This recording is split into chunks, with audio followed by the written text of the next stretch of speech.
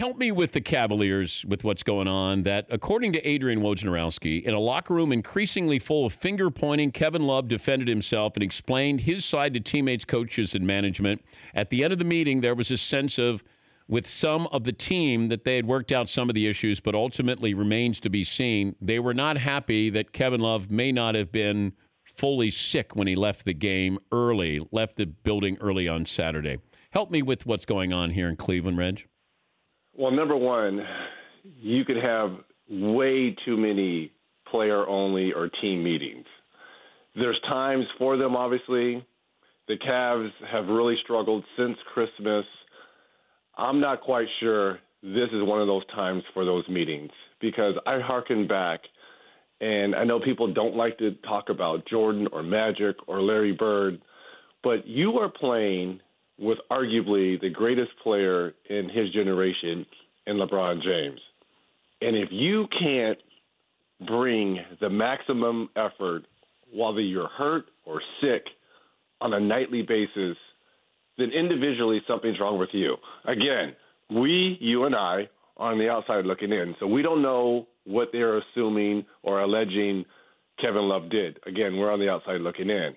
But I did the game Toronto versus Cleveland when Cleveland was going through the middle of that spell when they lost badly at Minnesota, they lost badly at Toronto.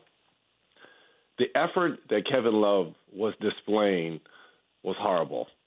And I think that's the frustration level that his teammates are facing with him. And if you can't bring that, we all remember Michael Jordan getting in the fight with Steve Kerr, that competitive drive. Same thing with Magic, same thing with Larry. You wanted to almost die playing with these guys. And if you can't give that maximum effort, something is wrong with you. You don't need a players-only meeting for that. Do you think Kevin Love wants out? I really believe that roles, and this is so late in the game and after a championship so many years later, Coach Lue has to do a better job of defining roles. I thought Kevin Love, to start of the season, with Isaiah Thomas hurt, was the clear-cut pecking order and played well, number 2 on that team.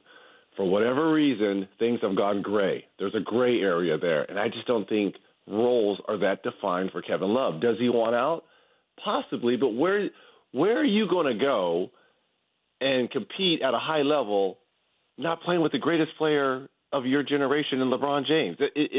How can you not bring that maximum effort? But he won his title, and maybe he's just tired of this drama. There's always drama there, and maybe he can go to a situation like he had in Minnesota where he can play his 35 minutes and get his 24 and 14 and live happily ever after there. And what's sadly about that, there's a lot of players like that. I'm not going to accuse Kevin Love of that because I think he was instrumental in them winning that ring for Cleveland, so I'm not going to label him that way. But there are players like that just want the stats after they get the ring and their life is complete. But if you want to stand for something more, for bigger, every night you lace them up in Cleveland, you should be playing for a purpose because you're playing with a great player. That's how it should always be, Theodore. But why all this drama? And I know that we focus on LeBron and the Cavs, but he has to be a facilitator with a lot of this drama here. Isn't this the roster that he wanted? He wanted Kevin Love. He wanted Kyrie out. He got Korver in there. They kept Tristan Thompson and J.R. Smith. He got Tyronn Lue in as his head coach. So what am I missing here? Well, I would say this. I don't think he wanted Kyrie out. I thought Kyrie was a huge part of this team because he had evolved into the go-to guy. So I'm not quite sure LeBron wanted him out. But, yeah, this makeup, this team, obviously has the fingerprints, and he got the coach, too. Yeah. Let's not forget about Blatt and Lue, the whole thing there, too. So he got the coach he wanted. So, yeah, the Cavs' fingerprints obviously have LeBron James all over them. And on top of that, at the end of the day, he won't commit. He won't tell what he's going to do next summer. So that's what makes it even more challenging if you're Cavs management because you don't have that committal from your best player. But what do you do, Reg? We're approaching the trade deadline, February 8th. Are they more likely or less likely to do something big in Cleveland?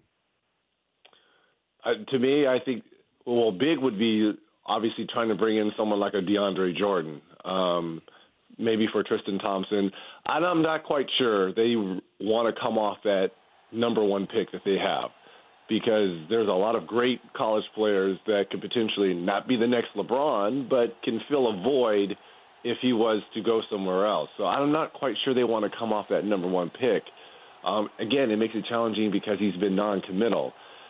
But having said all that, the Cavs are in the East, and there's only 2 or 3 teams that they really have to worry about, if at all, and that's Boston and Toronto. And you've got to beat that dude 4 times. And I know things are kind of bleak right now in Cleveland, but with no back-to-backs, you've got to beat LeBron James 4 times.